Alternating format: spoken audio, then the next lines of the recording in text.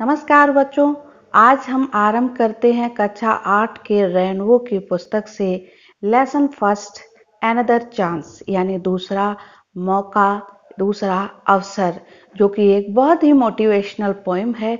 इसके अर्थ और अनुवाद को बेहतर समझने के लिए बच्चों कॉपी और पेन अवश्य लेकर बैठें। एनदर चांस यानी दूसरा मौका, दूसरा अवसर। संसार में हर व्यक्ति एक मौके की इच्छा रखता है।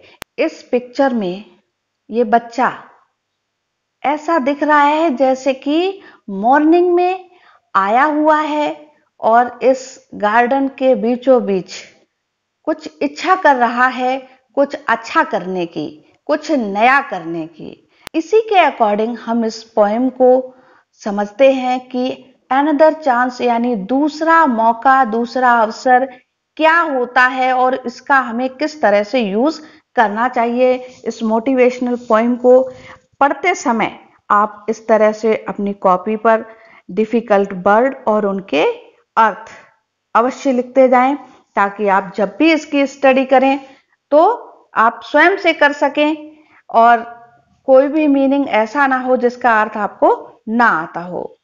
तो स्टार्ट करते हैं अपनी पोएम को। How often we wish for another chance.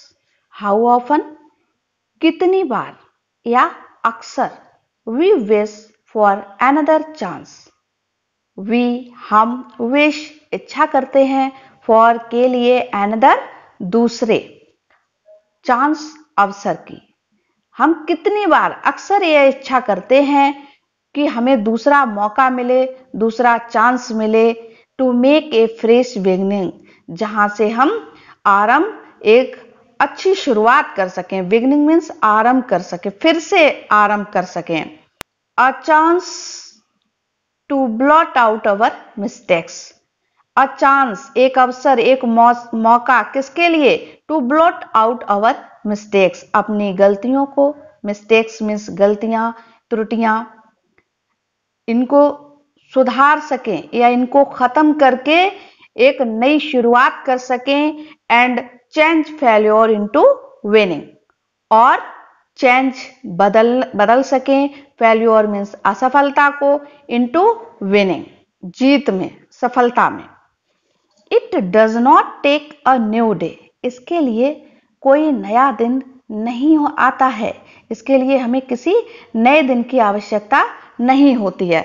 नए दिन से तात्पर्य ये है कि हम अक्सर ऐसा सोचते हैं कि हमारे पास ये साधन हो, ये चीज आ जाए, तब हम यहाँ से अपने इस काम के लिए शुरुआत करेंगे। तो ऐसा कुछ भी नहीं होता है। हमारे पास जो भी पर्याप्त साधन होते हैं उन्हीं से to make a brand new start, हमको एक ब्रांड यानी नई, शानदार, एनर्जी से भरी, फुल ऑफ एनर्जी से न्यू स्टार्ट करना पड़ता है, शुरुआत करनी होती है। It only takes a deep desire, इसके लिए हमें केवल क्या लेना होता है? A deep desire. A deep desire means दृढ़ इच्छा शक्ति होनी चाहिए आपके पास, जिससे to try with all our heart, अपने पूरे दिल से इसका प्रयास करना होता है।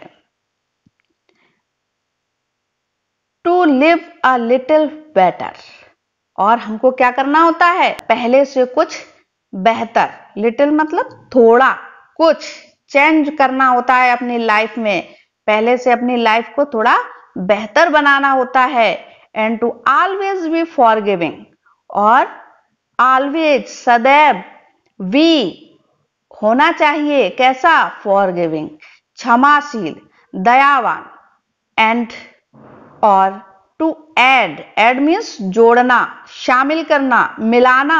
अ लिटिल सनशाइन, थोड़ा सा सनशाइन, सनशाइन मतलब सूर्य की रोशनी जैसा प्रकाश, यानी अपने जीवन में आपको क्या करना चाहिए? अपने आप में कुछ सनशाइन को शामिल करना चाहिए, यानी अपने आप को ऐसा बनाना चाहिए जो आपकी चमक, आपका व्यक्तित्व इतना प्रभावशाली हो जिससे कि आपके प्रकाश से इस टू द वर्ल्ड, इस संसार में, इन विच वी आर लिविंग, जहां हम रहते हैं, जिस संसार में हम रहते हैं वहां पर हमारे द्वारा अ लिटिल सनशाइन, थोड़ा तो प्रकाश होना चाहिए, यानी हमारे ज्ञान का प्रकाश ऐसा होना चाहिए जैसा कि सनशाइन होता है, सूर्य का प्रकाश होता है। So never give up in despair. So इसलिए, नेवर कभी नहीं, गिव अप छोड़ देना या हार मानना, इन डिस्पेयर पूर्ण रूप से यानी पूरी तरह से, जब आप किसी काम में असफल होकर निराश हो जाते हैं, डिस्पेयर में निराशा में, आपको हार नहीं माननी चाहिए। सो never give up in despair, इसलिए सो मीन्स इसलिए, नेवर मीन्स कभी नहीं, गिव अप मीन्स हार मानना, इन डिस्पेयर मीन्स निराशा में, इसलिए कभी भी निराश होकर हार नहीं माननी चाहिए। एंड थिंक, और ये सोचो, यू आर थ्रो, आप माध्यम हो। किस चीज का माध्यम? कि आपने कुछ किया तो, कुछ करने का प्रयास तो किया। For there's always a tomorrow, हमेशा कल आता है, कल से मतलब एक नई सुबह आती है। ऑलवेज सदैव, अ टुमारो कल आता है, एक कल आता है, अर्थात हमेशा एक नई सुबह होती है। And the hope of starting a new, और आप उस नई सुबह से एक उम्मीद के साथ, वो नई सुबह क्या करती है? एक उम्मीद, एक आशा लाती है, ऑफ स्टार्टिंग अ न्यू, आपके लिए एक नई शुरुआत की।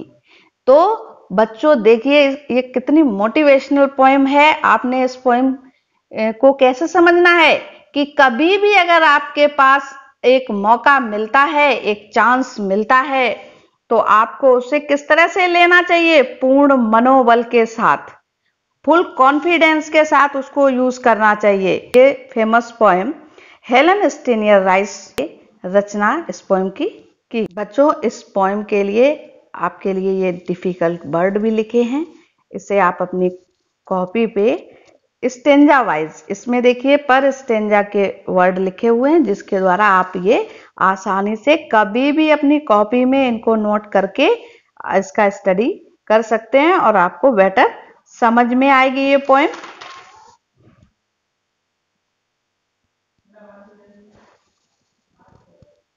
और ये रहा इस पोएम का हिंदी अनुवाद सारांश।